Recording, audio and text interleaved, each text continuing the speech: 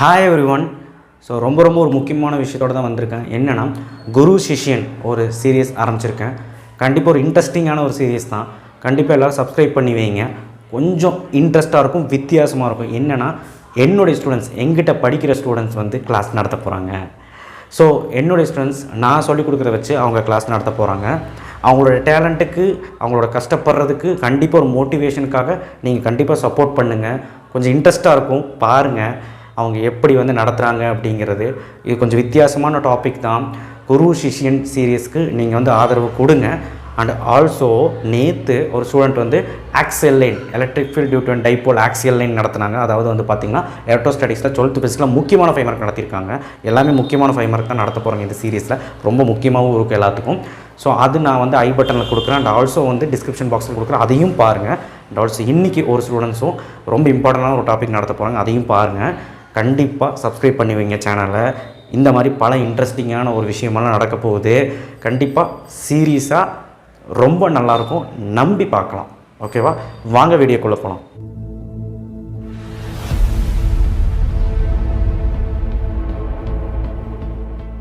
Hi, என் பேர் லித்திகா. நான் 12th standard படிக்கிறேன். இன்றைக்கி 12th ஃபிசிக்ஸில் செகண்ட் லெசன் கரண்ட் எலக்ட்ரிசிட்டியில் வீட்ஸ்டோன் பிரிட்ஜ் பற்றி பார்க்க போகிறோம். இது எங்கள் சார் சொல்லிக் கொடுத்தது வச்சு நான் உங்களுக்கு சொல்லித்தரேன். வீட்ஸ்டோன் பிரிட்ஜ் பார்த்தீங்கன்னா one of the important application of Kirchhoff law. இதில் ஒரு டைமண்ட் ஷேப்பில் ஃபர்ஸ்ட் வரைஞ்சிக்கோங்க. இது ஈஸியாக இருக்கும் வரையறதுக்கு. அப்புறம் இந்த மாதிரி எரேஸ் பண்ணிட்டு இங்கே ரெசிஸ்டார்ஸ் வரைஞ்சிக்கோங்க, 4 ரெசிஸ்டார்.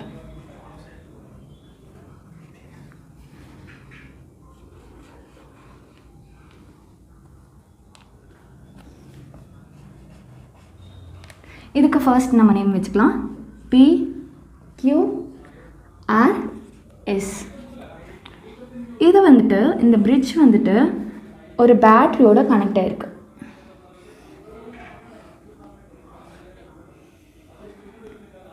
பேட்டரி. அப்புறம் இங்கேருந்து கரண்ட்டோட ஃப்ளோ இப்படி இருக்குது, அதனால் இங்கே I. அப்போ ஆட்டோமேட்டிக்காக கரண்ட்டோட டைரெக்ஷன் இங்கே இப்படி இருக்கும், இப்படி ஃப்ளோ ஆகும். அப்புறம் இந்த இடத்துல எப்படி இருக்கும் அப்படின்னா, இங்கே I1 இந்த கரண்ட் பேர், இதோட ஃப்ளோ I2, இது I3, இது I4. இந்த 4 பாயிண்ட்டுக்குமே நம்ம நேமிங் வச்சுக்கலாம். A, B, C, D நம்ம நேம் வச்சாச்சு. நடுவில் கால்வனோமீட்டர் நம்ம கனெக்ட் பண்ணுறோம்.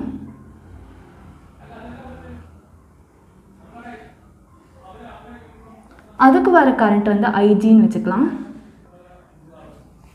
இப்போ ஃபர்ஸ்ட் கிர்ச்சாஃப் கரண்ட் ரூல் படி நம்ம Bலையும் Dலையும் எப்படி இருக்குன்னு நம்ம பார்க்கலாம். அட் B, இங்கே Bயில் பார்த்தோம் அப்படின்னா I1 அதை நோக்கி போகுது, அதனால் ப்ளஸ் I1. பட் I3 Bயை விட்டு போகுது, அதனால் மைனஸ் I3. அப்புறம் IG Bயை விட B கிட்ட இருந்து அவேவாக போகுது, அதனால் மைனஸ் IG ஈக்குவல் டு 0. இது ஈக்குவேஷன் நம்பர் 1 அப்படின்னு எடுத்துக்கலாம். நெக்ஸ்ட்டு அட் Dயில் எப்படி இருக்குன்னு பார்க்கலாம். இப்போ Dயில் பார்க்கும்போது I1 I2 இங்கே வருது, அதனால் ப்ளஸ் I2. அதே மாதிரி IGயும் வருது, அதனால் ப்ளஸ் IG. பட் I4 அந்த பாயிண்ட்டை விட்டு போகுது, அதனால் மைனஸ் I4 ஈக்குவல் டு 0. இந்த ஈக்குவேஷன் நம்பர் 2. இப்போ நம்ம கிர்ச்சாஃப் வோல்டேஜ் ரூல் படி பார்க்கலாம். அதாவது ஃபர்ஸ்ட் இந்த போர்ஷனுக்கும் அப்புறம் ஃபுல் போர்ஷனுக்கும் நம்ம பார்க்கலாம். இப்போ அட் ABDA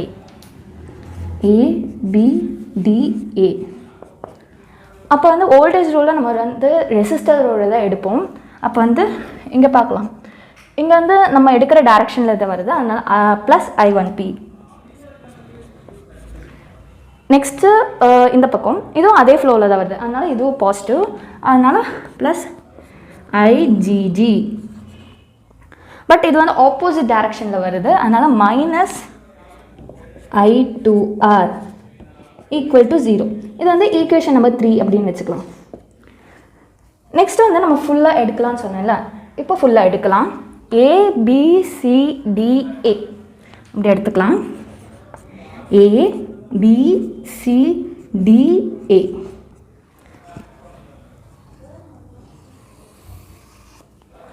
அப்போ இங்கே வந்துட்டு அதே நம்ம எடுக்கிற ஃப்ளோவில் தான் இருக்குது, அதனால் இது பாசிட்டிவ் தான், அதனால் ப்ளஸ் I1P. அதே மாதிரி இதுவும் அதே ஃப்ளோவில் தான் இருக்குது, அதாவது க்யூ ரெசிஸ்டரில் வர கரண்ட்டும் அதே ஃப்ளோவில் தான் இருக்குது, அதனால் ப்ளஸ் I3Q.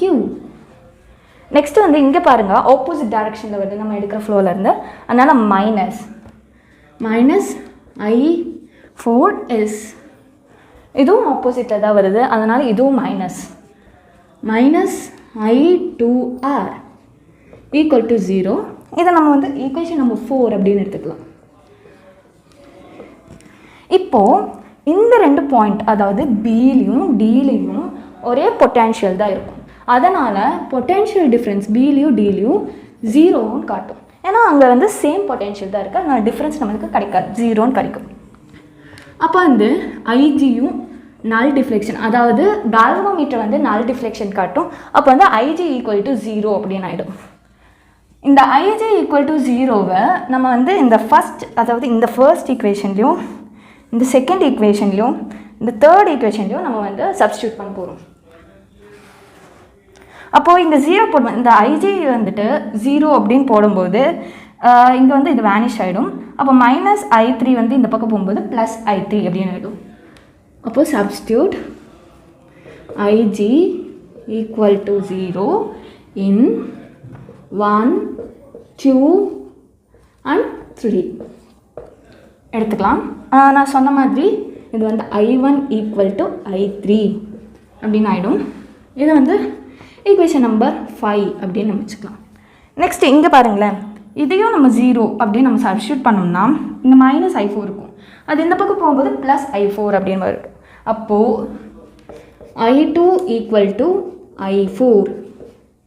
இதை வந்து நம்ம ஈக்குவேஷன் நம்பர் 6 அப்படின்னு வச்சுக்கலாம். ஓகே, நெக்ஸ்ட் இந்த ஈக்குவேஷனில் பாருங்கள், இங்கே ஐஜியை வந்துட்டு 0 இந்த வேல்யூ நம்ம இங்கே போடும்போது ஆட்டோமேட்டிக்காக 0 ஆகிடும், அதாவது டியும் மல்டிப்ளை பண்ணும்போது 0 ஆகிடும்.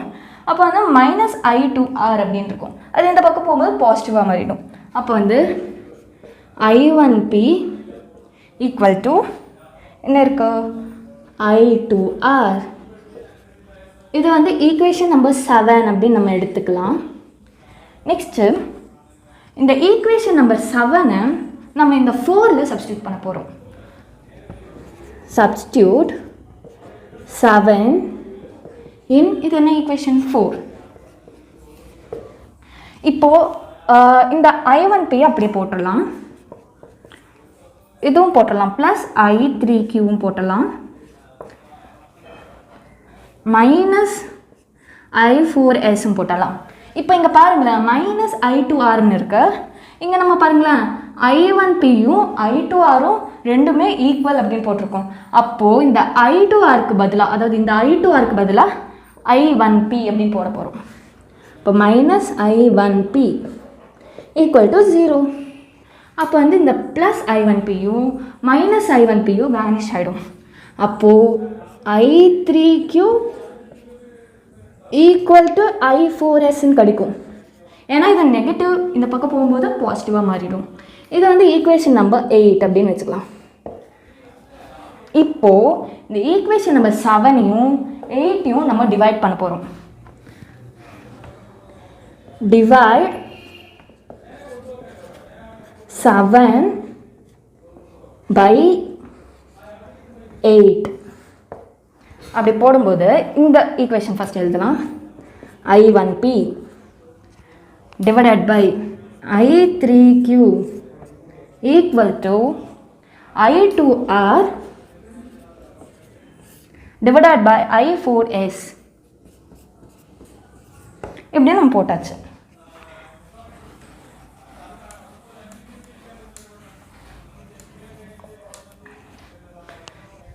இப்போது நம்ம முன்னாடியே பார்த்துருக்கோம், இந்த I1ம் I3யும் ஈக்குவல் அப்படின்னு நம்ம பார்த்துருக்கோம். அதே மாதிரி I2வும் I4ம் ஈக்குவல்னு பார்த்துருக்கோம். அதை தான் இங்கே சப்ஸ்டியூட் பண்ண போகிறோம். இப்போது I1P அப்படி எழுதிடலாம். டிவைட் பை இந்த I3க்கு பதிலாக நம்ம I1 எடுக்கிறோம். இந்த ஈக்குவேஷன் வச்சு I3க்கு பதிலாக I1 அப்படின்னு எடுக்கிறோம். ஏன் அப்படி எடுக்கிறோம் அப்படின்னா அப்போ தான் நம்மளால் கேன்சல் பண்ண முடியும். ஈக்குவல் டு இது அப்படி எழுதிக்கலாம்.